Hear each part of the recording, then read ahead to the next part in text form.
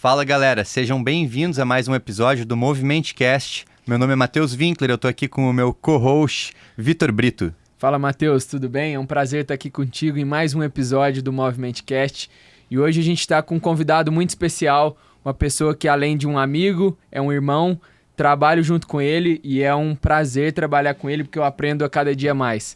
Bem-vindo, Diogo Toledo. Muito obrigado pelo convite, uma honra estar aqui com vocês hoje. Legal demais. Diogo, se eu for te apresentar aqui, contar toda a sua história, eu vou demorar cerca de umas 3 horas e não vai ter como caber dentro do podcast. Cara, mas fala antes alguns títulos aí do Diogo para que a galera ouça, dando valor ao que ele vai falar. Antes, dá aquela moral, porque o cara tem um currículo extenso mesmo. Certo. O Diogo, ele fez residência em medicina intensiva, ele fez nutrologia e hoje ele é chefe da nutrologia do Hospital Israelita Albert Einstein, faz parte da coordenação e um dos chefes da pós-graduação de nutrologia do Albert Einstein. E além de tudo isso, ele já fez parte de várias equipes, de vários hospitais e ele é muito requisitado. Então por isso eu quero que ele conte um pouquinho da história dele, desde os princípios, em que momento ele teve alguns insights que eu quero abordar aqui, que é o principal assunto desse podcast. E conta um pouquinho mais pra gente, Diogo. Matheus, ele pulou uma parte importante. É do meu currículo, que eu sou conterrâneo dele. Tem essa. Essa é a principal parte. Mineiro, de Passos e amigo do Vitor. Exato. Isso Capital do mundo. Capital do mundo, Passos. Caraca, eu achava que a capital do mundo era Passo Fundo, lá no Rio Grande do Sul. Existe uma piada que toda vez que a gente encontra um paciente pelo mundo, se esses pacientes voltarem para a cidade de Passos, não vai caber mais lá dentro, né? Porque é tanta gente passa pelo mundo. A galera sai, como vocês. Exatamente, temos 2 aqui. Nessa população aqui, a gente tem 70%, 66%. Mas voltando para sua pergunta. Conta um pouco da sua história, da sua trajetória dentro da medicina. Bom, eu fiz medicina em Itajubá e depois eu fiz clínica médica. Como o Vitor falou, depois eu fiz residência de UTI. Na verdade, quando eu fiz residência de UTI, eu mirava muito em trabalhar na Fórmula 1. E já te contei isso, Vitor? Já, né? Mas qual que é a conexão? Porque na Fórmula 1, na época, o hospital que patrocinava a Fórmula 1 era o Hospital São Luís. E para ser membro da Fórmula 1, médico da Fórmula 1, você precisava ser ou anestesiologista, ou intensivista, ou cirurgia geral com algum grau avançado em ATLS, por exemplo. E aí eu queria participar dessa equipe, e aí eu já estava pensando ali em fazer a terapia intensiva, já olhando para isso daí. Mas, na verdade, isso durou 2 anos, porque eu fui para São Luís com essa ideia de ser médico lá da Fórmula 1. Só que na UTI, eu acho que esse que é o gancho mais importante aqui. Eu comecei a visualizar que os pacientes saíam de lá perdiam muito peso.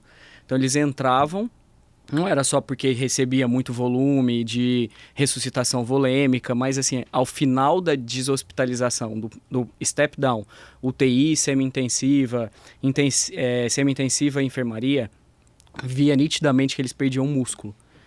E aí um dia eu perguntei terminando a residência de UTI, eu perguntei para a nutricionista o que a gente podia fazer para isso.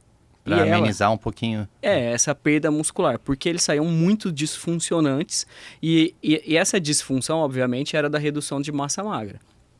Eu perguntei para ela se a gente tinha alguma coisa para fazer ali naquele período agudo. E eu lembro que a resposta dela foi, vamos perguntar para o médico. E quando ela falou, vamos perguntar para o médico, eu já tinha perguntado para o médico, que era o assistente do dia, como a gente fazia isso. Então eu enxerguei a primeira oportunidade de fazer algo que as pessoas não tinham acesso ali. E aí foi onde eu publiquei o primeiro livro, que foi Terapia Nutricional em UTI.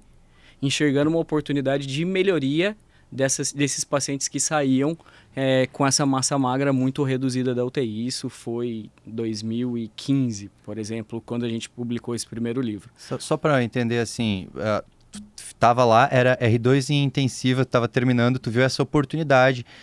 só que tu tava com essa dúvida de como fazia porque tu perguntou para nutricionista. Sim. Sabia que o médico não sabia a resposta. Como é que foi esse processo de buscar esse conhecimento para escrever um livro? Que eu acho que foi um atalho aí, né? Tu falou, pô, daí eu escrevi o livro. Eu fui buscar o que tinha de material sobre isso, sobre massa muscular em UTI. Só que aí a maior parte eram artigos muito segmentados. E você tinha que, para juntar todas essas informações, eram informações mais difíceis. E eu tentei fazer uma forma sistematizada. Porque na UTI, você se preocupa em olhar muitas variáveis.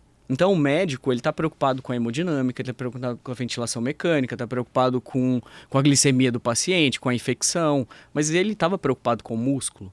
Ele deixava na mão da nutricionista. Talvez essa seria a responsabilidade ali. Só que o grande lance, na hora que a gente olha tudo isso, não olhar para o músculo é não tirar do ventilador, porque o diafragma é um músculo. O não olhar para o músculo é ele não se movimentar adequadamente. O não olhar para o músculo é a musculatura lisa do intestino que não funciona. Então, não olhar para o músculo era a musculatura da bexiga, porque a resposta inflamatória ela é sistêmica.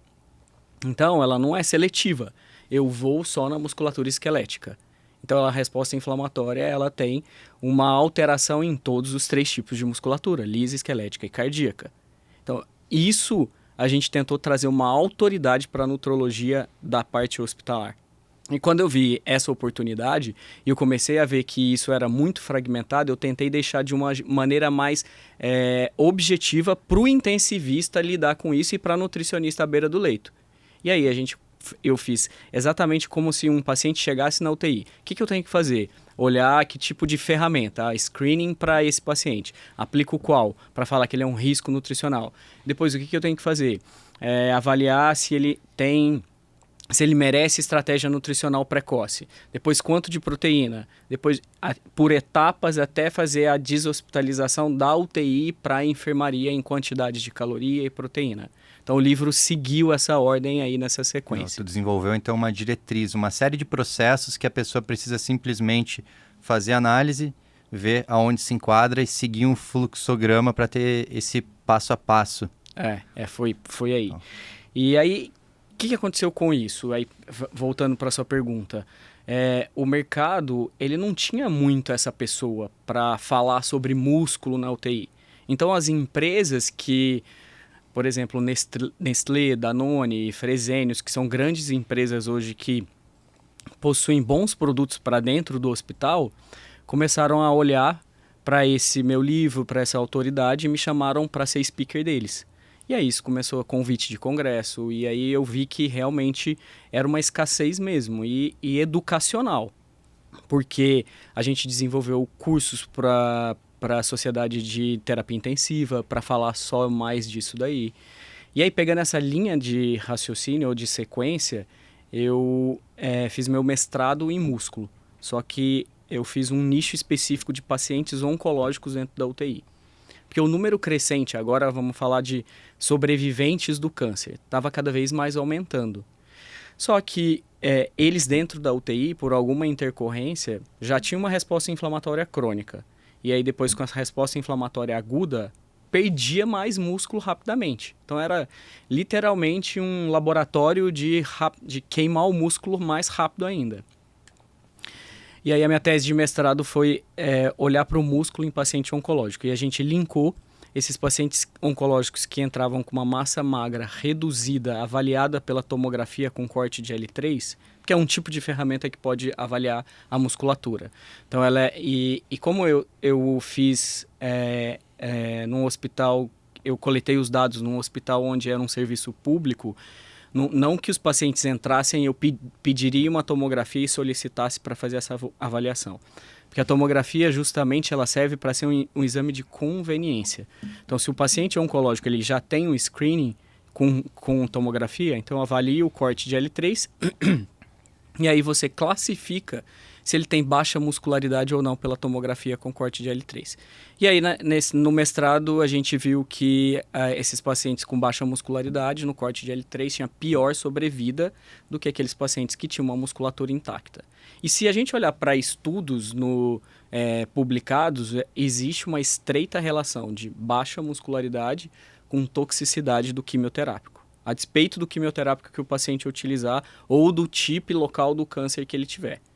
Se ele tem uma baixa muscularidade, ele vai ter mais diarreia, vai ter mais fadiga, vai ser um paciente com mais náusea, mais vômito e pior mortalidade. Nessa sequência aí eu olhei muito para esse lado desse paciente, então por isso eu fiquei cada vez mais conhecido com esse aspecto de melhora da parte da nutrologia dentro do hospital, de como esse paciente ele se desenvolvia.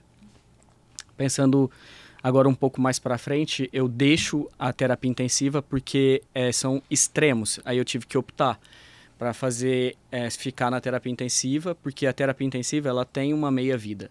Ou é plantão, ou você vai para a área de gestão. E ali, a gestão, ela te consome mais.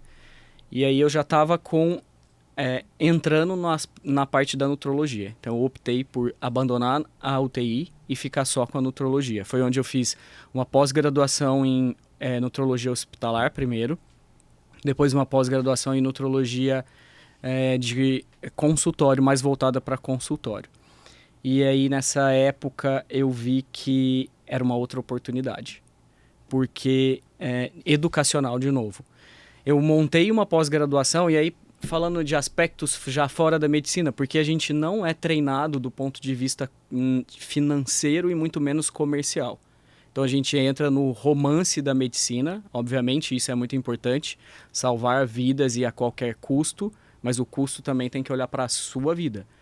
E comercialmente, até onde isso, a gente não aprende isso. E foi um rumo que eu fui enxergando a oportunidade. Então, nessa primeira etapa, eu montei um curso de pós-graduação em terapia nutricional em UTI. E foi onde muitos médicos, intensivistas, nutricionistas olharam para esse curso e começaram a se especializar. O segundo passo, eu fui atrás depois do livro e do curso, fui um pouco ousado, de como ser presidente da sociedade. E aí eu olhei e falei, a sociedade, chama Sociedade Brasileira, chama BRASP, né? Porque é Brazilian Society Parenteral and Enteral Nutrition. Então, Sociedade Brasileira de Nutrição Parenteral e Enteral. Essa sociedade, eu enxerguei que ela poderia, você começou a falar no começo, então você trouxe diretrizes para essa área. E eu olhei para lá e não tinha diretrizes brasileira. Então tinha a diretriz americana, que é a ASPEN, tinha a diretriz europeia, que era a ESPEN, e a nossa sociedade não tinha diretriz. E a gente é um centro de publicação aqui no Brasil. Existem boas publicações. E a nossa sociedade, na época, ela chamava Sociedade Brasileira de Nutrição Parenteral e Enteral, SBNPE. Era essa sigla. E eu chamei o irmão do Vitor, o Pedro, e falei, cara, a gente precisa reformular um nome e trazer uma logomarca para essa sociedade. E aí foi quando eu fiz a proposta da gente virar... Porque já existia a ASPEN, que é americana, a ESPEN, que é europeia, e por que não a BRASPEN, que é a brasileira? Então foi isso, do naming mudou e a logomarca também mudou e ficou mais... além de ficar mais moderno, ficou mais fácil a comunicação internacional da sociedade.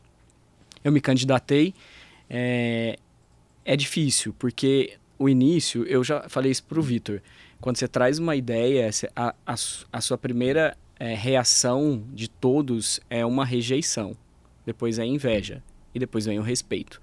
Mas para conquistar esse terceira e última etapa do respeito, você tem que persistir ali no seu posicionamento. Então eu ganhei aí a eleição da sociedade e aí foram 2 anos de transformação da sociedade. E aí a gente montou todas as diretrizes de terapia nutricional em pacientes graves. E hoje a nossa sociedade é citada no mundo inteiro como uma boa sociedade, porque a gente publica muito. Cara, eu admirei a tua capacidade de ver um horizonte temporal. Primeiramente, por causa da questão da Fórmula 1, de tu pensar, cara, eu nunca ia pensar assim, velho, eu vou fazer clínica médica, vou virar intensivista para trabalhar na Fórmula 1. Então, poxa, tu teve um plano e tu persistiu. Parabéns. Gostei muito. E depois isso daí de ver o que eu preciso para virar presidente da sociedade. Esse é o Diogo. E o cara persistiu. Agora então, você entende. Então, essa é uma característica interessante.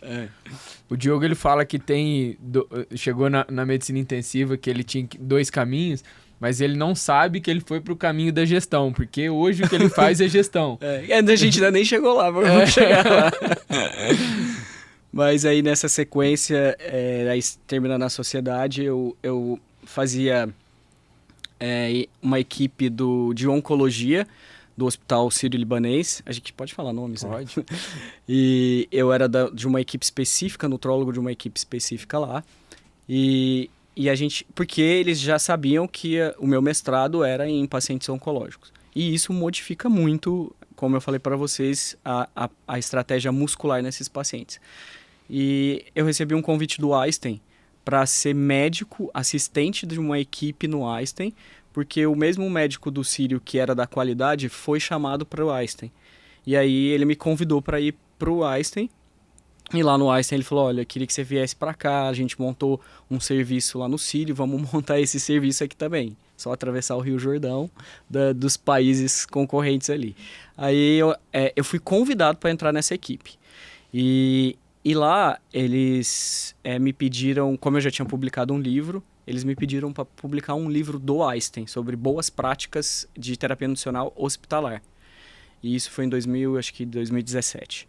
Eu aceitei o desafio, então a gente publicou o livro e depois eu fui convidado para fazer parte da coordenação dessa equipe que eu tinha sido membro. E depois em 2019 eu fiz um projeto com a Samsung de avaliar, por exemplo, a Samsung montou no relógio deles, no wearable deles, tem um aplicativo que não pode falar bioimpedância, mas é como se fosse uma avaliação da composição corporal. E eu validei se existia uma relação do relógio com a bioimpedância que a gente usa hoje na prática... Tetrapolar, assim. Isso, mais ou menos isso. Do ponto de vista de valor absoluto, elas não se correlacionam. É lógico, é um relógio pequeno, que só tem aquele local para avaliar, mas em termos de tendência, isso ficou interessante. E a Samsung gostou. E isso, eu intermediei uma relação lá da Samsung com o Einstein, e o Einstein achou interessante e me chamou para gestão. E aí foi onde eu comecei em 2019 na gestão. Só que em paralelo eu fiz meu doutorado. E o meu doutorado foi em músculo, porque eu via de novo essas oportunidades. E aí o doutorado eu avaliei ultrassom de quadríceps com desfecho de paciente dentro da UTI. Então, o paciente que perdia mais em ultrassom, em termos de espessura, era o paciente que tinha mais tempo de ventilação mecânica, que tinha mais tempo de internação, que tinha pior mortalidade. De novo, mostrando essa estreita relação da massa muscular. Terminei o doutorado em 2019, eu fiz uma proposta para o Einstein. Eu falei, existe no mercado uma oportunidade da gente fazer uma pós-graduação. Porque a gente só tinha uma pós-graduação no país e eu acho que a gente poderia ir além e fazer algo que é prático, do ponto de vista prático. Que foi quando o Vitor fez a primeira pós-graduação lá com a gente, no primeiro ano, que foi 2019. E a gente é uma vez por mês, é aula teórica na sexta e todo sábado tem aula prática. Então esse acho que era o nosso diferencial.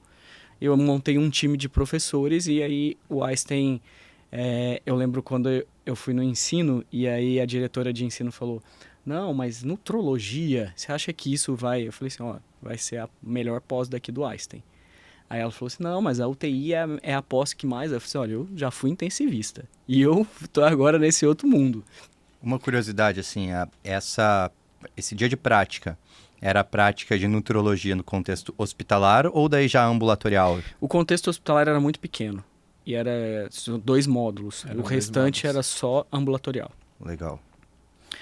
E porque a procura da demanda no mercado era mais essa. Não era muito a do hospitalar. Eu vi que as pessoas estavam se interessando por isso. E até mesmo para agora trazendo um pouco trazer a autoridade mesmo para a parte da nutrologia. Para não ficar algo que era banalizado, que as pessoas achavam que era prescrever hormônio. Então a gente tentou trazer essa autoridade e a chancela do Einstein dava um grande apoio para isso. E aí a primeira turma a gente abriu, que foi a turma do Vitor, que foram 150 médicos. E no segundo ano a gente já foi para 210 médicos, depois 250 médicos. Hoje a gente está no quinto ano, é a maior pós-graduação que a gente tem hoje no Einstein. E a cada ano a pós é diferente, porque eu sou uma pessoa que eu não me conformo com as coisas que estão acontecendo, então por esse inconformismo, você traz coisas novas. Assim, eu fui trazendo coisas novas e agregando coisas boas para tentar deixar um time mais variado. Eu sei que eu sozinho, eu só tinha minha visão muito mais hospitalar, mas eu trouxe um cara que tinha uma visão muito boa de consultório e que hoje ele é uma das pessoas de referência na nutrologia, que é o Guilherme. E aí eu convidei ele para vir do Rio para cá. O Einstein falou, não, mas a gente não aceita pessoas que não são daqui de dentro. Eu falei assim, a gente não vai perder trazendo esse cara. E aí foi isso. Hoje, após, graças a Deus, um sucesso. Então, hoje tem 250. Então, foi esse caminho dessa trajetória. Essa história tem muito em comum com a nossa história do podcast. Tu trouxe para pós aí pessoas com as quais tu queria aprender também. A gente só convida pessoas que vão nos ensinar alguma coisa. A gente brincou hoje que é consulta grátis. Aí, a gente quer marcar uma consulta com o Diogo, traz ele no podcast e faz as perguntas. Mas hoje, Matheus e Vitor, eu tô na gestão. Então eu não sou mais médico da Fórmula 1. Vai ser consultoria, não então. sou mais intensivista. Exatamente. Eu nem acho que eu sou mais nutrólogo, mas eu tô na gestão. Cara, a gente poderia facilmente partir aqui para uma consultoria de business para tu nos ajudar com um passo a passo, um business plan para alavancar o podcast. Só que como a gente prometeu inicialmente que a gente ia tocar em algumas pautas e uma delas é uma pauta que a gente sabe que tu se interessa muito, que é a longevidade, queria entender um pouquinho essa transição, como que um intensivista passa a gostar tanto desse assunto que hoje te fascina, que é a longevidade. Eu acho que a UTI, com certeza, se não fosse a UTI, eu não teria tantas ideias nesse sentido, porque foi na UTI que eu enxerguei a oportunidade do paciente, e foi na UTI que eu também enxerguei a oportunidade de sair daquela vida de plantão e também só de coordenação e trazer uma vida mais que fizesse mais sentido do ponto de vista de qualidade. E quando eu estava pensando no paciente, eu também comecei a pensar em mim. Falei, como que eu posso melhorar isso? Eu vou primeiro precisar dormir. Eu não dormia. Então, era algo que hoje, para a longevidade, é o pilar principal. Um dos pilares, né? Que é o sono.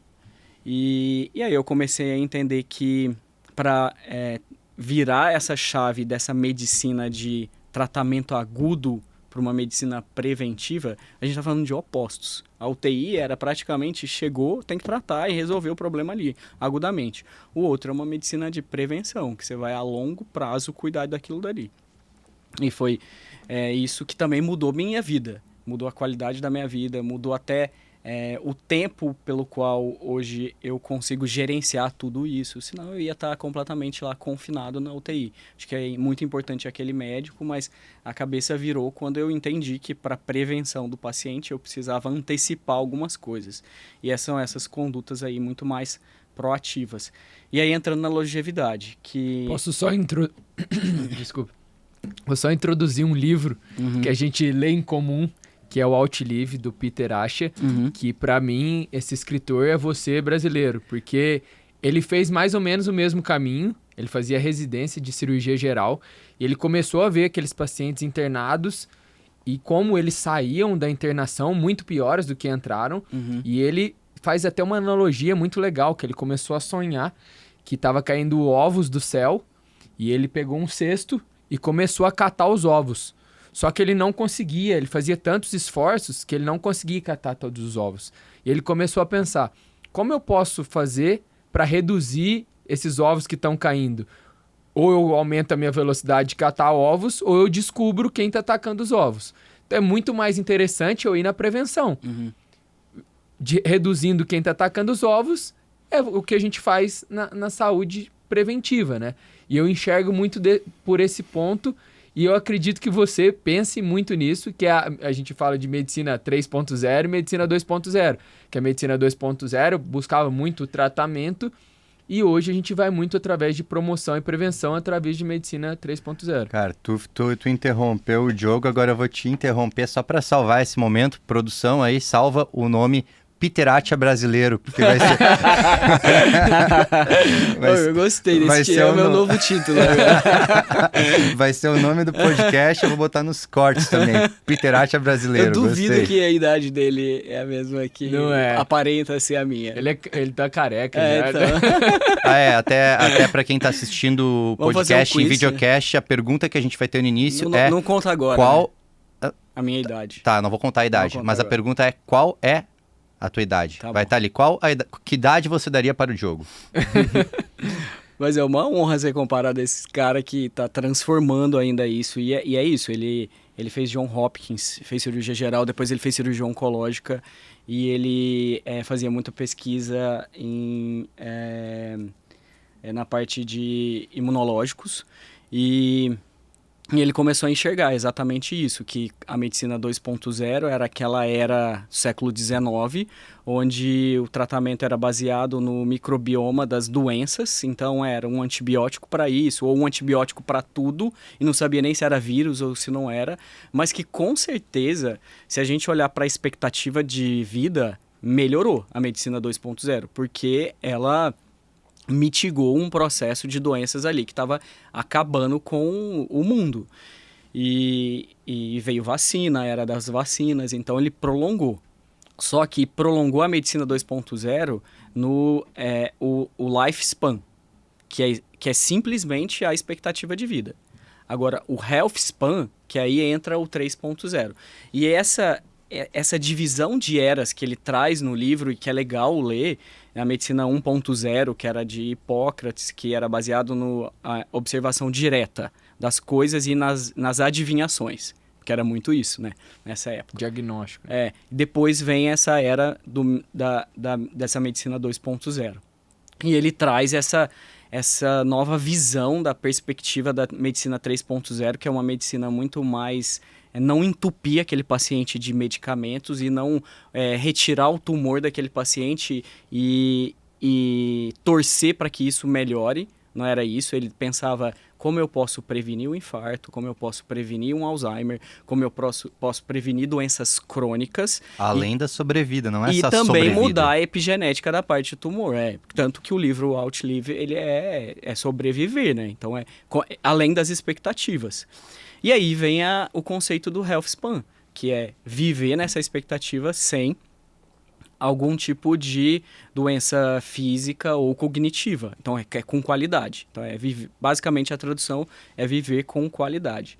E como isso é importante, que eu acho que é o que a gente está vivendo nessa era, essa medicina 3.0, não ela é só medicina preventiva, mas ela é uma medicina de predição, que hoje a gente consegue predizer o que vai acontecer. E, obviamente, o predizer significa utilizar de estratégias como exames genéticos, os ômicas, que eu não tenho dúvida que é uma porta só de entrada.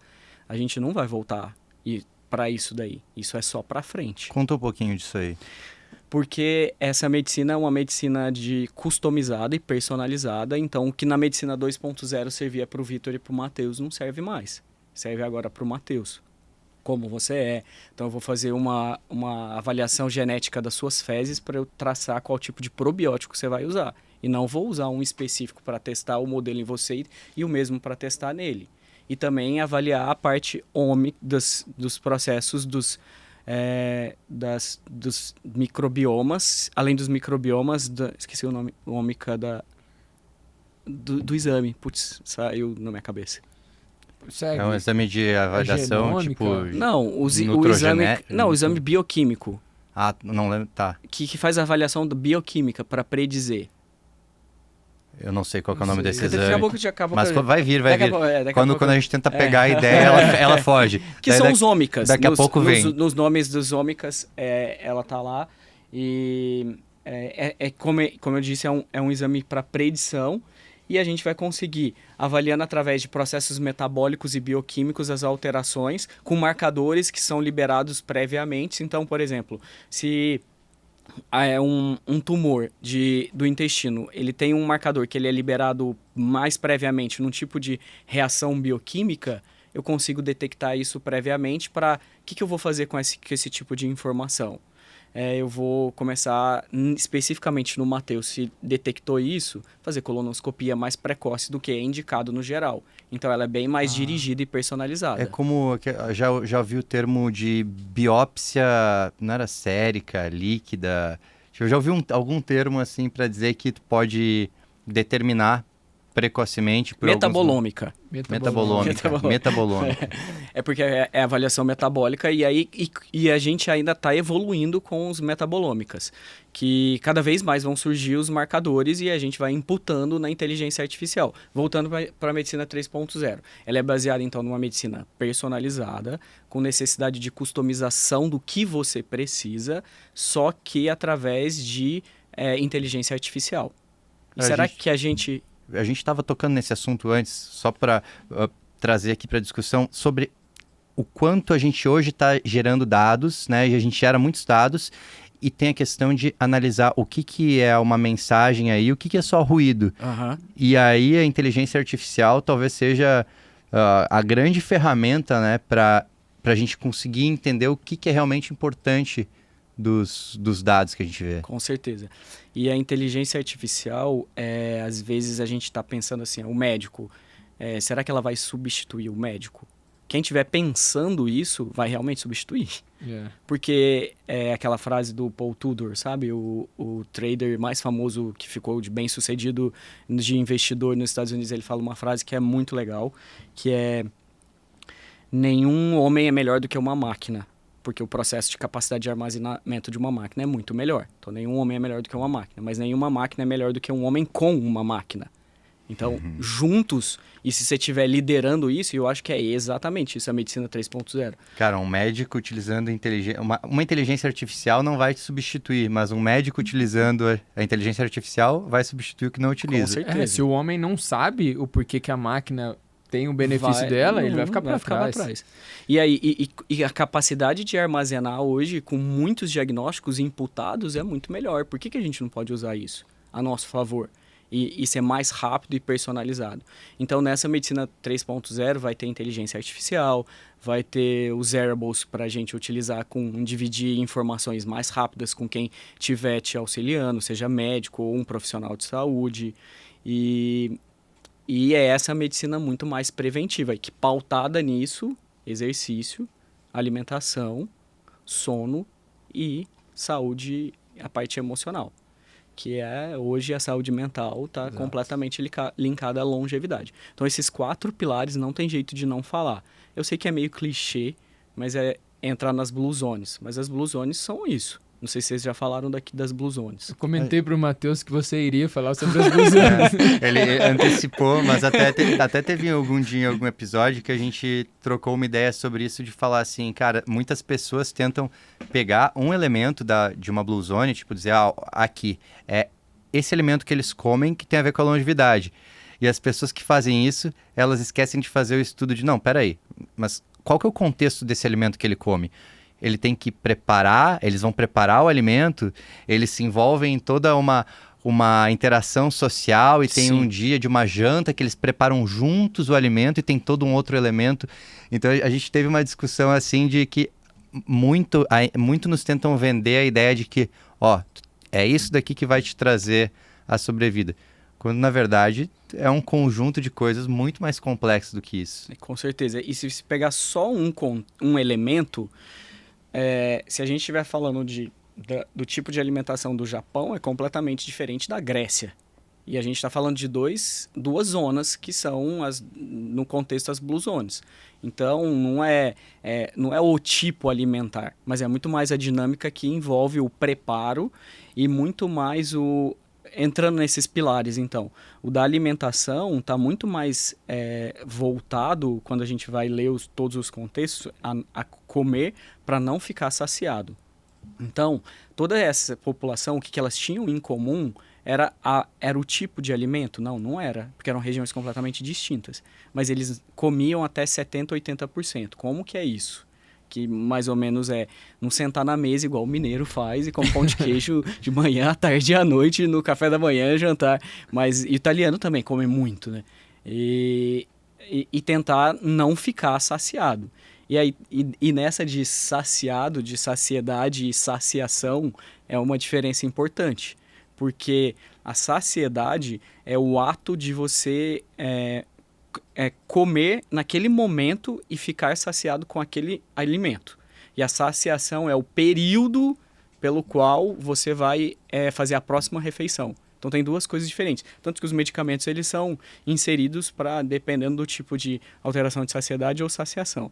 Então, número 1, é comer menos nas Blue Zones. 2, a prática de exercício, obviamente, é importante. Mas só que lá não falava 150 minutos de aeróbico por dia, por semana, mais 2 vezes de exercício resistido. Não fala isso diretamente. Falam que as regiões eram montanhosas, que eles iam a pé para o trabalho, que a prática era muito mais agrícola, que eles tinham o movimento... Aí, propaganda para você. O movimento como o pilar. Então, eles se movimentavam muito ao longo do dia. Mas não tinha uma prática regular o exercício regular programado. Não tinha nessas regiões. A terceira é esse convívio, que era o convívio em família, que está muito ligado com a parte de saúde mental, que é o desopilar. Então, como que hoje... a gente até estava discutindo que a Singapura entrou agora nas Blue Zones. Então, é uma outra cidade, país, que entrou no conceito das Blue Zones. E lá, o governo estimula a família ficar próxima dos pais, morar próxima dos pais, para ter esse convívio social, que é muito importante. E estimula com menores taxas? Financeira. Que legal. O estímulo financeiro. O médico lá em Singapura, o médico do seu bairro, ele vive naquele bairro mesmo. Não é que é o médico da família que vai lá num posto de saúde. Não, ele entende o que está precisando no bairro. Ah, está precisando de uma quadra de esporte assim. E é ele que vai participar disso. Então, ele é morador daquele bairro. É diferente. E os incentivos também são diferentes. Por exemplo, ter um carro em Singapura é um absurdo. Mas então, por isso, eles estimulam andar mais de bicicleta, andar mais a pé, enfim. Claro que o transporte público é muito melhor. E por último, no último conceito é a fé, que não tem a ver com espiritualidade. Desculpa, não tem a ver com religião, mas tem a ver com espiritualidade. Então, o quanto você se conecta com a espiritualidade, quanto Deus faz parte desse seu convívio. E eles viram que esses eram os 4 elementos comuns para essa longevidade aí mais saudável. E se a gente tiver... O que a gente está falando disso de muito diferente? Nada. Só com outros termos, né? Nada. Eu achei... Absolutamente nada. Porque assim, a gente já sabe disso. E por que isso não é praticado? Por que isso não é tão feito de uma maneira tão sistematizada? Porque se você olhar para isso, só faltou aí nas Blue Zones realmente falar muito do sono, que faz parte desse pilar aí da longevidade. Que com certeza talvez está inserido em algum outro contexto ali da espiritualidade ou deles se movimentarem mais e, sei lá, ou estarem mais perto da família, então eles têm mais tempo para dormir, não perde tempo se deslocando. E eu acho legal a gente comparar coisas tão simples, porque muitas vezes a gente fala coisas simples para o paciente, mas que outras pessoas falam com um nome bonito só para crescer, né? Então a gente falou sobre alimentação, sobre exercício. Eles tinham um exercício programado? Não tinham, mas pequenas mudanças o tornavam mais ativos fisicamente. Sim. Não adianta nada eu ficar o dia inteiro sentado e à noite ir fazer o meu exercício, isso me tornar uma pessoa mais ativa do que um entregador de cartas que está o dia inteiro se movimentando. Então, essas pequenas mudanças, a gente sabe que surgem efeitos e não precisam ser tão elaboradas. Pequenos estilos de vida, pequenas mudanças simples no próprio dia da pessoa já geram efeitos grandes, né? E outra coisa muito legal que o Diogo falou e que ele tem... ele sempre vê oportunidades e dentro das Blue Zones e de todos esses conceitos que a gente comentou, o Diogo fez uma pirâmide que é muito interessante, que eu discordei de algumas coisas, poucas vezes na vida eu discordo dele, mas que ele montou sobre todo esse raciocínio, tendo as Blue Zones em cada... os pilares, né, Diogo? Explica um pouquinho melhor da pirâmide. Que aí, como ele falou, eu tentei dar um nome mais marqueteiro para isso, então eu chamei de... a parte de exercitar e movimentar, eu chamei de saúde muscular. a parte de nutrição, saúde nutricional. E a base da pirâmide é a saúde mental. Então, eu deixei os 3 pilares como saúde para ser mais fácil esse entendimento. Eu acho que tudo é comunicação.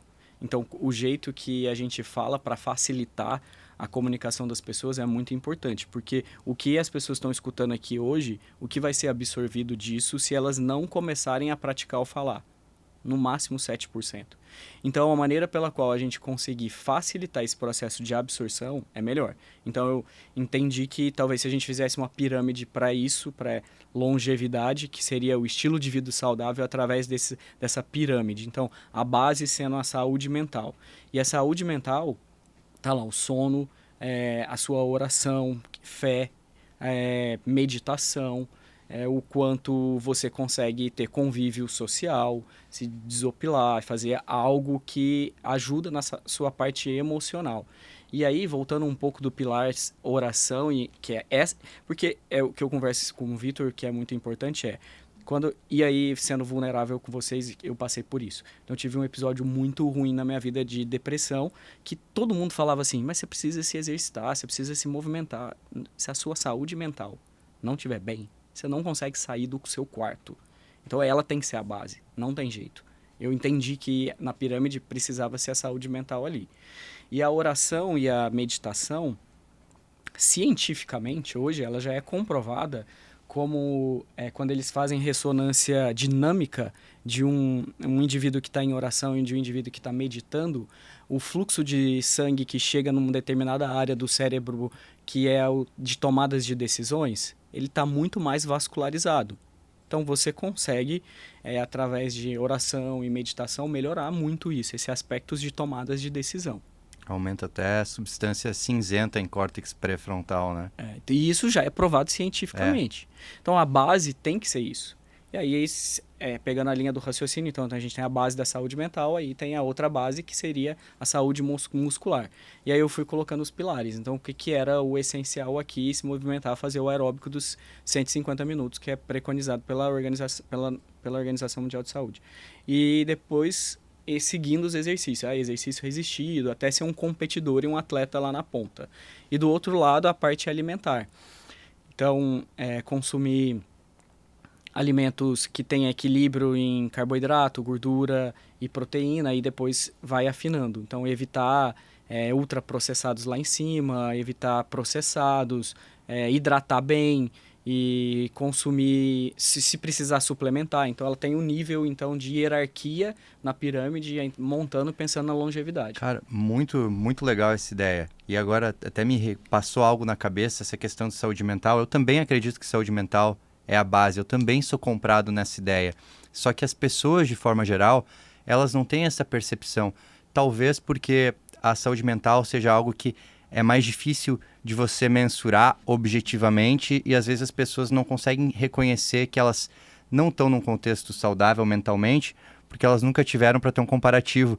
Então, Isso é a mesma coisa que a pessoa que não enxerga, você bota um óculos nela e ela, caramba, olha só, tudo é tão nítido. Uhum. Então, as pessoas, de forma geral, elas não têm a noção do quanto elas podem melhorar a vida delas se elas tiverem uma melhor saúde mental. Mas já se tu tiver algum problema, hipertensão, tu consegue ver objetivamente que a pressão tá alta, tu consegue... E as pessoas não valorizam a questão saúde mental. Há um tempo atrás, muitas questões era frescura, não era importante. As pessoas tinham vergonha de buscar um psicólogo, psiquiatra. Ainda bem que isso tem mudado bastante, a gente tem falado cada vez mais em saúde mental. E aí tem coisas ruins que acontecem que tem uma consequência boa. Eu acredito que toda crise, toda situação difícil, a gente tem boas consequências. E eu tô falando aqui do Covid propriamente, que foi uma coisa que aconteceu que fez todo mundo ver assim, pô, saúde mental é importante demais. Se a gente não aprendeu com o Covid, Matheus e Vitor, a gente não vai aprender mais, de verdade. Porque foi uma aula de saúde mental e de como a gente tem que se reprogramar para viver de uma maneira melhor. E é isso, como você disse, tipo, é uma questão de referência. Ela nem tem essa referência para saber se aquela situação era melhor ou não. Então, a base, com certeza, tem que ser a saúde mental, inclusive para essas tomadas de decisões. Porque quando eu tive isso, simplesmente eu não conseguia mais fazer nada, eu paralisei. Fiquei paralisado, tomada de decisão, só queria ficar... E eu sabia, eu tinha toda a noção científica comprovada de que precisava fazer atividade física, que precisava comer, que precisava... Tinha quantos anos? Foi 2019, final da pós. E assim, não sei se te importa de falar isso, Não, mas hoje o que não te fez sair daquela situação? Como é que foi o passo a passo, o processo de virada? E foi junto com a pandemia, mas não foi pela pandemia. Foi algo que talvez... E se você me perguntar qual foi o gatilho, eu tinha acabado de entregar à sociedade como presidente, eu tinha acabado de receber o convite do Einstein para ser gestor, então não teve um gatilho relacional, não teve. Ou talvez um burnout, e aí começou um processo. Só que aí eu ia num psiquiatra e achava que, é um burnout, aí um remédio. Não, que é essa medicina 2.0. Vamos agudamente tratar isso. E aí junta com outro remédio, vários efeitos. E aí começou uma tempestade de que se eu não sabia mais se era depressivo e a minha cognição estava ruim porque eu estava depressivo, e juntando com os remédios isso piorava, eu tive que me afastar de todas as atividades. Então, tanto do Einstein, tanto de uma outra empresa que eu tenho também, que presta serviços de terapia nutricional para o hospital. E eu não conseguia tomar decisão de nada, a ponto de eu ter que voltar para Minas e depender dos meus pais. E eu olhava e falava, Deus, e aí? Eu já escrevi livro, eu dou aula no mundo e tô aqui um analfabeto totalmente funcional, porque eu não conseguia lembrar o nome dos meus primos. Tamanha cognição minha alterou. E remédio, depressão, enfim. Era a ponto do meu personal chegar em casa e eu não conseguia... Ele falava assim, perna direita. Não sei dizer, não sabia se era direita ou esquerda. Então, teve do que você falou. Se a gente não aprender com crises, com o que a gente vai aprender? Então, assim, o meu último tratamento, quando o médico falou, ele falou, acho que a gente vai ter que te internar, porque eu já tinha feito vários tratamentos refratários a tratamentos medicamentosos que não deram certo, inclusive ketamina endovenosa, que é um tipo de tratamento. E aí eu comecei a fazer eletroconvulsoterapia. Só que no eletrochoque tem um risco de perder memória recente ou tardia. E daí? Que eu ia ficar preso num negócio que não ia adiantar? Então eu tomei essa decisão. E eu lembro que na 16ª sessão, você tem que ficar sedado, não pode fazer todos os dias. E eu lembro que eu comecei a melhorar. E um dos aspectos que na psiquiatria chama que chama despersonalização. Quando você dissocia, né? Eu via o meu corpo andando. É muito ruim essa sensação. E aí quando eu acordei, em abril de 2021, eu senti que o meu corpo, eu não me enxergava mais me olhando. E aí eu olhei e chamei a minha mãe e falei assim, mãe, eu não tô me vendo mais, eu voltei pro meu corpo. E é uma alteração psiquiátrica, saúde mental. E aí quando eu falei isso, as coisas começaram a melhorar. Mas tem algo espiritual, muito que eu acredito, num processo de melhoria, de algo que eu precisava melhorar, tipo orgulho intelectual, que eu já tinha feito muita coisa. E eu achava que só as minhas conquistas eram baseadas em eu que conseguia. E eu entendi muito que Deus estava muito presente na minha vida e, de uma certa forma, isso me voltou a enxergar Ele de uma outra forma, de uma intimidade melhor. Isso te deu uma humildade. E ser humilde é estar próximo ao solo. E tratar o orgulho é dureza, é difícil. E orgulho intelectual mais ainda, porque, já tinha feito mestrado, já tinha feito doutorado, já tinha publicado 3 livros, convite de aula pelo mundo, e a minha vida estava desse jeito. E não consigo mexer a perna direita. Não sabia, não era mexer, era qual era a perna direita. Mexer, beleza, mas eu não sabia se a direita era de cá ou a esquerda era de cá.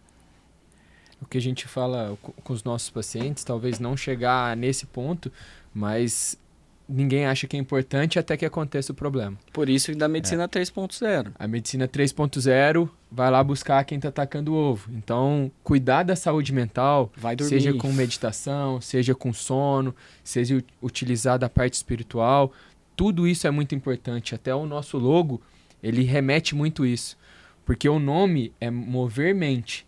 Porém, o logo em si, o desenho, o símbolo, é um corpo se mexendo. Então, você só consegue mover o corpo se você mover a mente. É isso. Então, essa mente tem que estar muito sã e a gente tem que batalhar muito e conversar e dialogar muito mais sobre esse assunto, né? A gente tem o Diogo aqui hoje, que nós começamos falando de tudo aquilo que ele conquistou, de toda a autoridade que ele conquistou, e ao mesmo tempo ele chegou a um ponto da vida dele, no auge da carreira dele, não sabendo o que é direita e esquerda, não sabendo o que é perna. Né? Então, o quanto isso interfere na longevidade, no health span. Então, acreditar que, até uma pergunta do Peter Ashe que ele faz para os pacientes dele é: o que você quer fazer nos últimos 10 anos de vida? Não é com quantos anos você quer morrer. Ah, eu quero viver até os 90. Não. O que você quer fazer dos 80 aos 90, já que você quer chegar aos 90? E voltando a esse gancho da medicina 3.0, que foi o que a gente estava discutindo aqui, de todo esse contexto, a medicina 2.0, ela pegou a régua e sim, aumentou a expectativa, que como eu estava falando, melhorou. Porque no Brasil a expectativa média de vida hoje é de 74 a 75 anos. Essa é a expectativa. Eu fui fazer uma viagem missionária na África, em Moçambique. A expectativa de média deles, sabe, Matheus, qual que é? Não faço ideia. Chuta. 92. 45 anos. Eu chutei alto. O dia que ele me contou isso, eu falei, Eu não atendi idoso lá. Cara, mas tem um Porque negócio a medicina 2.0 não tá... Nem a 2.0 foi aplicada lá. A 2.0 ela trata muitas questões básicas, até sanitárias. Aquelas causas de morte sanitárias da primeira faixa etária. Isso. Porque assim, algo que é muito interessante sobre longevidade, sobre a expectativa de vida, é que a cada ano que a gente vive, a nossa expectativa de vida aumenta. Por quê? Porque eu ultrapassei as causas de morte que vinham antes. Isso. Então, eu já não tô mais no cluster de alguns clusters eu já saí, mas eu preciso cruzar uma linha para ultrapassar os próximos. E quando eu ultrapassei o grupo de pessoas que morrem de determinada causa, minha sobrevida aumenta porque eu não estou naquele balaio. Então isso é muito interessante que quando a gente olha alguns dados, assim, a gente leva eles muito a sério, as estatísticas, mas essa estatística ela é variável. Você pode alterar a expectativa que seria dada para você mesmo em outro contexto. E aí também toda essa conversa de mudar seus hábitos, epigenética, coisas que você pode alterar com o seu comportamento que vão, no final, influenciar isso. Cara, um ponto assim, muito interessante. Eu gostei muito da tua história do que rolou contigo, porque eu acredito que a gente ensina melhor o que a gente mais precisa aprender. E é através de, às vezes, experiências desconfortáveis de sofrimento, onde a gente tem que aprender grandes lições, que a gente encontra propósito e coisas para ensinar. Tenho certeza que isso refletiu de alguma forma na maneira como tu trata as pessoas e o mundo, né? É muito, isso com certeza. E, inclusive, o propósito desse ano é publicar um livro que é sobre isso, sobre exatamente o que eu passei nesse período e como foi, e o que acesso eu usei, principalmente de espiritualidade de Deus, para sair disso. E o livro vai chamar, afinal, O Controle é de Quem? Porque eu achava que o controle era meu, mas fugiu completamente do meu controle. E aí eu vou contar um pouco desse processo aí. E aí, voltando para Medicina 3.0, na 2.0 ela melhora exatamente o lifespan. Então ela pega a sua idade e aumenta a sua expectativa de vida. E tanto que a curva, ela faz assim com a 2.0 lá no final. Porque o health span, a gente nasce com 100% dele. E aí ele vai caindo. Com 50 anos, você cai quase que 50%. No health span. E o lifespan, ele é só a idade. Então a 2.0 alongou a sua idade. A 3.0, ela alonga a sua qualidade. Então ela vem e cai lá embaixo. Tanto o seu cognitivo quanto o funcional, o físico, você quer morrer só lá no final perdendo a eles. Porque para você aproveitar tudo isso. Só que você só vai conseguir aproveitar fazendo isso. Olhando para sua saúde mental, fazendo exercício. E é o que o Vitor falou. São coisas simples que a Blue Zone ensinou de muito tecnologia pra gente? Absolutamente nada. Assim, claro, trouxe à tona uma visão que a gente não conseguia organizar as ideias. Mas que é uma descoberta fenomenal de um medicamento, ou de um tipo de atividade física, ou de um jeito que você vai meditar, ou de uma comida que você vai comer. Não foi isso. Diogo, os episódios que a gente comenta aqui, o mais interessante da nossa função como médico do esporte, nutrólogo, muitas vezes é como a gente vai passar isso para o paciente. Porque na medicina 2.0 eles já falavam sobre isso, tá? Por incrível que pareça. Todos os médicos chegavam, você para melhorar o diabetes, toma esses 3 remedinhos aqui e faz exercício. E come melhor. Mas como? Essa é a medicina 3.0. Ela trazer partes objetivas, escritas, mudanças, igual as Blue Zones trouxeram pra gente, de maneira objetiva. Eles fizeram uma diretriz, assim como você viu oportunidades na sua vida, de trazer, organizar ideias e trazer de forma objetiva e fazer com que o paciente siga aquilo. Isso gera uma maior adesão e um melhor resultado. Eles até o gráfico que você falou é interessante, porque ele coloca Health Span e Life Span. E ele compara 2.0 com 3.0. Em qual momento a 2.0 ela modificou a Life Span? No final, então ela vinha aqui, já vinha decaindo, acompanhando a curva de antigamente, porém no final, com 60 anos, ela jogou para 70. Só que o Health Span, a quantidade, qualidade de vida... menor. Era muito menor. E o que a gente está fazendo hoje é deixar a Life Span e Health Span lá em cima. Então você tem uma longevidade de idade e de qualidade. Então isso é o mais interessante. O que você quer fazer nos seus últimos 10 anos de vida? Como você vai estar com 80 anos podendo viver, viajar, aproveitar sua vida com seus netos, com seus filhos? 2 coisas aí do que você falou, que acho que é importante e trazer um reforço. Medicina, a gente já aplicava a medicina 2.0 e já falava assim, não se exercita, mas eu vou falar, eu sou mais velho que vocês, depois a gente fala a minha idade. Não vou, sem spoiler. Mas... 26. Opa. Qual eu não consigo lembrar, de verdade, na minha graduação, de nenhuma disciplina falar sobre sono. Graduação. De nenhuma disciplina falar sobre exercício e práticas de tipo. De nenhuma disciplina falar de nutrição. O que a graduação está ensinando só a medicina 2.0? Nada. Ela Oriento MEV. Nada. Tipo, nada. E saúde mental não vou nem falar, porque tipo, esquece. isso tá fora do padrão. Agora, mesmo o básico, na graduação, não é falado como o médico ele vai explicar se ele não teve isso no processo. Então, por isso que eu acho que tudo que vira sistematizado fica mais fácil da gente explicar para a pessoa e ela replicar. Porque hoje, para mim, eu tenho a maior satisfação, né, foi ter parado de atender no consultório. Tô tentando fazer isso, né? Você vai deixar eu fazer. Cada vez menos. Mas a minha satisfação hoje eu consigo replicar isso na pós-graduação. Eles vão estar replicando com os pacientes deles, falando disso. Tu tá sendo médico através de outros médicos também, não só através de ti. Porque todo mundo fala assim, nossa, você fez medicina, você fez UTI para isso? Eu fiz. Porque hoje, por exemplo, o mercado da gestão, ele é ávido em quem toma mais... tomadas de decisões mais rápidas. Então, por exemplo, hoje, lá de todos os gestores, só tem 2 que fizeram TI, outros são administradores e tal. E eu vejo a velocidade com as respostas e tomadas de decisões que a gente tem. Não estou falando que né, de uma maneira insegura ou inconsequente. Não. É mais rápido, porque a pressão é tanta que a gente consegue lidar com isso. E o segundo ponto que eu acho que é importante do que você falou é qual que é a palavra de ordem em saúde hoje? E a gente fala muito isso para o paciente. É adesão. E como que você vai fazer com que o paciente tenha mais adesão a tudo aquilo que você passou de informação? Se a sua comunicação foi boa, se você sistematizou isso para ele, e aí ele consegue incorporar. E por quê? Porque se ele tem resultado e adesão, ele se motiva. E aí o ser humano, quando ele vê progresso, é uma ressonância positiva. Isso aqui deu certo, quero voltar nesse médico.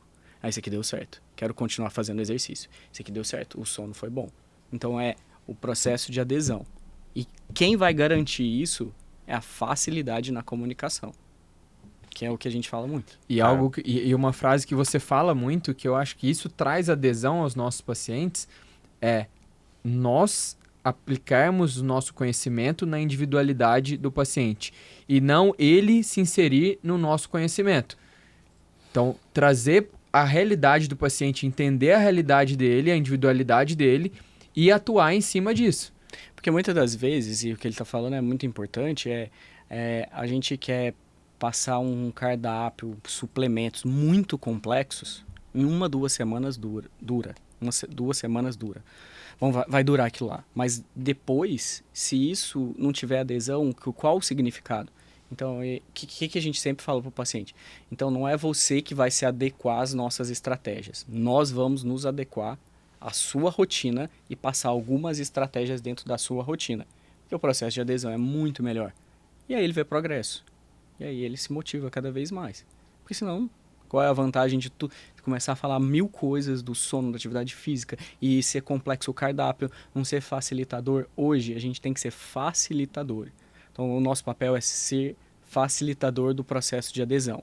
Como? Vai ser através de um gadget, de um wearable, vai ser através de uma personal chef que vai montar seu cardápio lá na sua casa, se tiver condições, vai ser através de suplementos que vão se adaptar ao seu sabor, mais neutro ou não.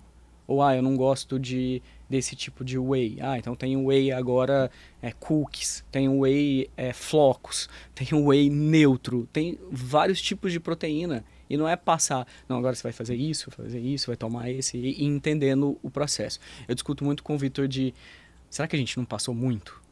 Calma, será que a gente tem que passar por etapas? Porque às vezes a gente quer, com uma ansiedade, que o paciente tenha tanta performance que não, vamos passar isso, vamos passar os fosfato de magnésio, vamos passar o whey, vamos passar a creatina, vamos usar o ômega 3, calma, porque senão não vai ter adesão no processo. TMI, né? TMI, Too Much Information. Mais ou menos a síndrome do TMI. Momento consulta grátis, né? Não pode faltar.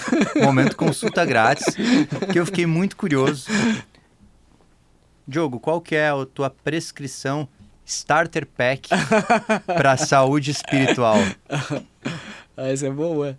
Essa eu não fiz, essa eu não sei. Eu tenho certeza que tu tem uma prescrição Starter Pack assim, para saúde espiritual, porque assim, a saúde espiritual é a que é menos falada de todas. Com certeza. E acho que intimidade eu acho que pode ser a resposta. Porque num relacionamento de amizade exige uma intencionalidade de tempo e intimidade. Se você quer ser mais amigo do Vitor, ele gosta de tênis. Quero jogar tênis com ele. Existe uma intencionalidade. Se quero ser amigo do Vitor, o que ele gosta? Ele gosta de medicina do esporte, vou estudar mais isso para estar mais perto dele. Foi o motivo de eu cursar medicina esportiva. Ele entrou na medicina esportiva. Existe uma intencionalidade e você está criando uma intimidade, e um relacionamento ele exige tempo e intimidade. E a espiritualidade, com Deus, para criar isso, você precisa de intimidade e intencionalidade. Deus não está distante o suficiente para isso. E eu acho que muita da espiritualidade, ela está ligada no que você acredita que é Deus. Tem outros tipos de religiões. Eu estou te falando da minha experiência. Então, a chave é ser intencional na sua intimidade. Então, de manhã eu acordo, o que eu faço? A gente chama de devocional. É o meu momento com Deus. E aí, quanto mais tempo eu fico com uma pessoa, mais amigo você se torna da pessoa. Mais intimidade você tem com a pessoa. Mais você vai descobrindo o que ela tem. E mais esse relacionamento torna-se cada vez mais íntimo. Então, talvez essa seja a receita. Cara, muito legal. Muito bom. Não, o Diogo, na questão espiritual, ele dá aulas. No casamento dele, eu até brinquei antes de começar o podcast que os votos dele foram sensacionais. Foram os melhores votos que eu já fiz na minha vida. E pessoas que conheciam ele há pouco tempo, da família da Renata, esposa dele, estavam chorando aos prantos. Então, para vocês terem uma noção de como... Cara, eu pedi para ele contar uma história para fazer a galera chorar aqui no podcast, não rolou. Mas eu achei essa perspectiva de enxergar a espiritualidade como um relacionamento, literalmente, assim, muito legal. Eu acredito muito no papel da espiritualidade também na vida, e há um tempo atrás eu não acreditava que tinha... Eu não entendia, assim, para mim era algo meio que irrelevante. E nesses últimos anos que tem se tornado algo que eu vejo que eu tenho que olhar para isso. E o médico é muito racional. E a gente perde muito isso. E principalmente quem é pesquisador. Então, por exemplo, que publica o artigo. Então, tudo tem que ser muito provado cientificamente. Então, você vai perdendo essa parte dessa sobrenaturalidade, que é a espiritualidade. E aí eu acho que Deus veio e falou assim, médico, você quer sempre estar provando isso, tô falando comigo. Sim. Então, quer fazer isso e quer provar que isso é assim, assim. Então, eu tenho um acesso muito mais sobrenatural e que é fácil. E que está ali, qualquer pessoa pode acessar. Basta querer ter a curiosidade e saber mais, ter essa intimidade nesse processo. Então, foi isso. Não, legal demais. Nós conversamos aqui Sobre tudo. Tudo, só que tudo é muito legal e às vezes eu fico um pouco em silêncio porque eu converso tanto com o Diogo e eu falo que eu marco horários com ele. Eu cancelo um paciente dele, eu ligo pro paciente e cancelo só para eu poder ter uma hora e conversar com ele. Porque esses momentos, além de dedicar o tempo, que a gente fala de amizade, o tempo que a gente tem... Vou tirar uma conclusão disso, desculpa te cortar. A gente já tá assim, como a gente tá convivendo mais, antes de eu falar o que ele já até... Porque às vezes a gente tá junto, então o paciente tá lá na nossa frente, aí ele já tá digitando assim, que tipo de conduta que eu vou tomar. Aí eu começo a falar pro paciente, ele já escreveu e é a mesma coisa. É isso. É por intimidade, relacionamento, saber como. Então é isso, vai gerando todo esse laço e na espiritualidade é a mesma coisa. Só trouxe um exemplo. Eu sei o que tu pensou. E o Matheus é igual. Eu tenho o prazer de atender com vocês dois. E o Diogo é engraçado porque hoje em dia ele atende os pacientes dele e eu peço para estar junto. E aí, nesse momento... ele vai atendendo o paciente dele e eu já tô antecipando. E aí, às vezes, eu tô escrevendo uma coisa assim, ele tá consultando o paciente, perguntando, fazendo a parte do questionamento da anamnese e eu tô na conduta escrevendo. Aí depois ele fala assim, como você sabia da minha resposta? Eu falei, pela sua pergunta. E aí que eu falo sobre a inteligência artificial. A partir do momento que você sabe, através das perguntas, o que você vai buscar, você vai conseguir ter um futuro brilhante e entender o quanto ela pode te ajudar. E não deixar a máquina de lado, foi o que a gente estava conversando.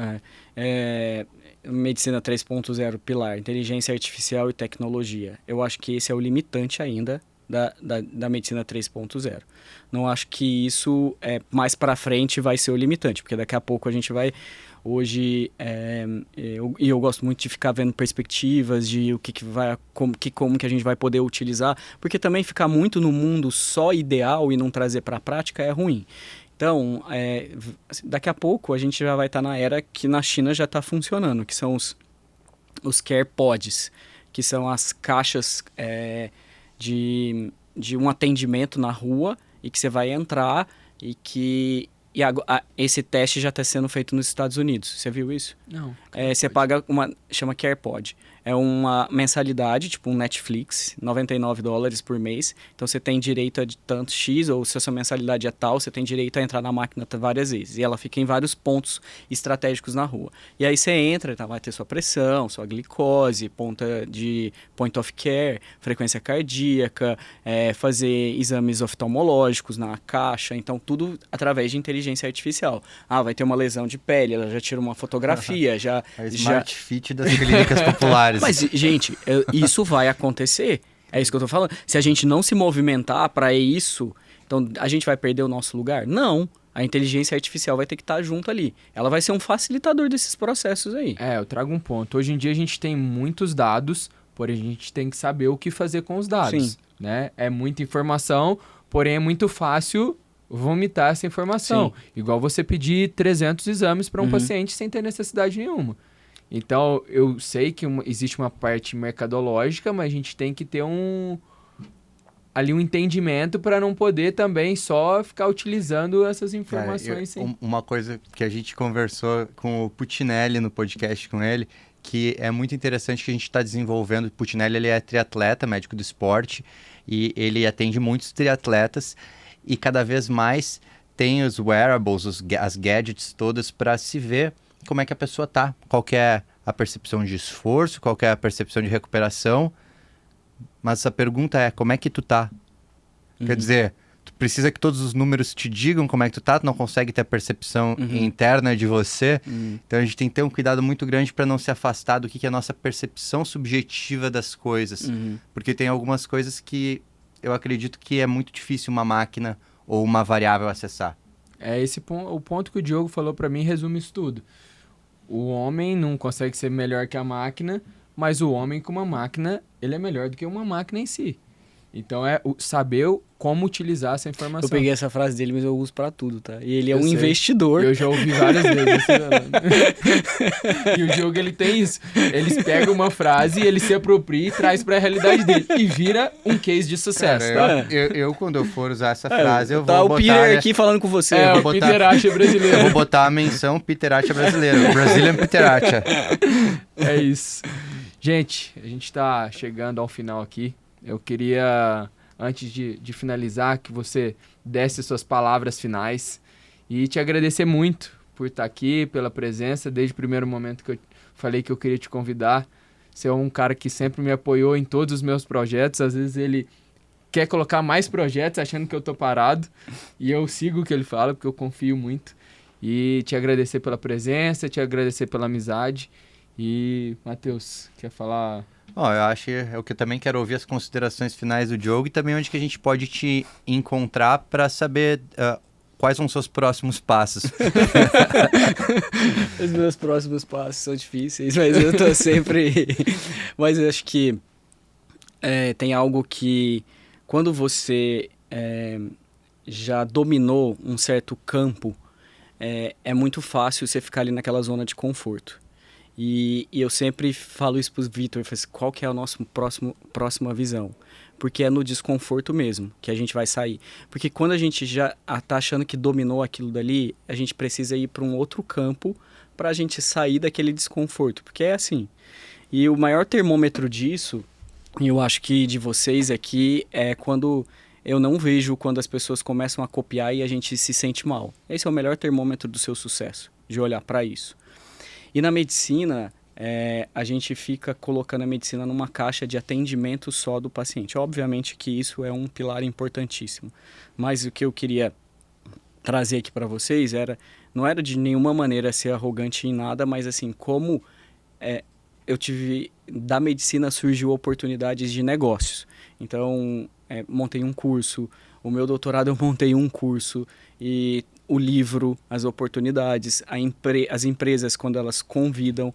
Então o médico ele não precisa ficar limitado no atendimento. Então ele pode ter outras perspectivas muito além da sua especialidade. Mas claro que quando você cria autoridade naquilo dali, você se apropria e as pessoas vão te chamando. Mas eu sou um inconformado. Eu acho que isso é uma definição boa para pelo menos a gente conseguir sair desse patamar do conforto.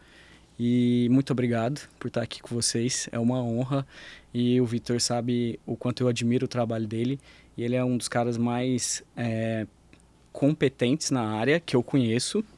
E posicionado, super posicionado. E não tem tipo um assunto que eu vou conversar com ele. Não tô falando só de medicina. Que ele também tá por dentro, tá antenado. E isso nos estica. E é muito bom você conviver com uma pessoa que tá sempre te esticando. Porque se você conviver com uma pessoa que está sempre só te puxando, você tem que só levar a informação, você tem que só dar o caminho, fica chato. E aí, quando a gente se estica, isso é muito bom. Por isso que a nossa amizade vai durar para muito tempo. Se Deus quiser. Deixa eu só contar uma história. Esse podcast aqui tem uma relação com o Diogo. Que um belo dia ele foi convidado para um podcast lá no Einstein. E ele falou assim, você vai comigo. E normalmente cara, ele não me pergunta. Ele só fala, data tal, você vai em tal lugar e você vai fazer um podcast. Tudo bem, eu fui. Nesse dia eu nunca soube na minha vida que eu ia participar de um podcast. Só que eu saí de lá e a primeira coisa que eu falei pra ele foi, eu gostei muito de estar aqui. eu quero fazer isso. E nesse momento eu comecei... Não, mas olha só, os caras me convidaram para falar sobre estratégias em atletas e alta performance para atleta. Eu falei assim, cara, eu vou falar, eu não vou chamar o Vitor para falar comigo. Aí eu mandei, falei assim, olha, tem um amigo que ele vai comigo, tá bom? Ele, tá bom. Então eu falei, Vitor, a gente vai lá falar. Ele falou, só vamos. Aí eu fiquei falando, enquanto eles entrevistavam ele falava tudo, aí eu falava alguma coisa que pudesse, sabe, complementar a situação. Eu quero conviver com pessoas. Falava, é isso aí. É isso aí. Daí tu saiu de lá, tu começou a sentir assim, cara, a câmera me ama e tal. Deixa eu contar que você entra nesse contexto. Que diante disso, o Diogo fala, tudo que a gente gera na nossa vida, algo importante, vai abrir uma oportunidade. E nisso eu já comecei a pensar, quem seria a principal pessoa para entrar num podcast comigo? E aí eu comecei a enxergar pessoas e a primeira pessoa que veio à minha mente foi o Matheus. Tá vendo, Matheus? Porque estamos interligados aí. Todas as vezes que a gente conversou, e a gente tem várias conversas, vários diálogos, desde o primeiro momento que ele entrou na residência, que a gente falava, por que não gravar isso? Por que esse momento não pode ser gravado? E aí eu cheguei um belo dia e falei com ele, vamos montar o podcast que a gente sempre sonhou em fazer e nunca colocou em ação. E aí ele ligou pro nosso Amaury e numa sexta-feira, a segunda, a gente estava aqui gravando. Assim então tem essa ligação e mais uma vez agradecendo por tudo que você falou. É mentira, eu não estico nada. Ele que chega com várias informações para mim e eu tenho que estudar para poder conversar com ele. Então isso me faz crescer muito, me tira da zona de conforto. E mais uma vez agradecer muito a presença. E tem só para finalizar, e a gente não finaliza nunca, o Gerum, já estamos finalizando, mas tem algo no Einstein que eu aprendi muito e que eles são muito de falar sobre o gladiador, ele pede opinião na arena. Então, o que eu falo pro Vitor, não é que a gente não tem que ficar só planejando e não sai. Mas coloca o projeto para rodar e vocês vão aperfeiçoando ao longo do caminho, que é isso que o gladiador vai pedir. E é o que vocês estão fazendo aqui com o podcast, tá? Cada vez vai trazendo mais ideias e mudando, e é assim. Cara, para tudo na vida, e isso foi um negócio que na minha formatura de medicina eu percebi, porque meu pai me perguntou se eu já estava me sentindo médico. E daí eu pensei, cara, qual foi o momento que eu me tornei médico? Porque eu não tinha me formado ainda, mas em algum momento do processo eu tinha me tornado médico. Uhum. E eu fiquei com essa coisa na cabeça, qual foi o momento que eu me tornei médico?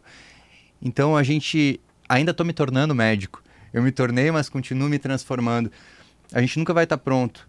A pessoa pode ler 300 livros sobre ser pai, mas quando ela for pai, ela vai aprender como que é ser um pai. Né? Que bom que a gente está sempre se transformando, porque é muito ruim isso ficar no mesmo lugar. Caraca, se eu fosse, como diz o Vitor, o cara de ontem, nossa, não quero ser o cara de ontem para sempre, jamais. E fala a minha idade ou não? Não. Deixa nas redes. Pergunta e resposta. Quem quiser saber, eu vou deixar no final da descrição do vídeo. Não, vamos falar porque tem a pergunta. Então, pode falar. Pode mesmo? Pode. 44. 44. Quem acertou aí, se inscreve no canal, deixa aquele curtir. Tá bom, beleza. Sigam.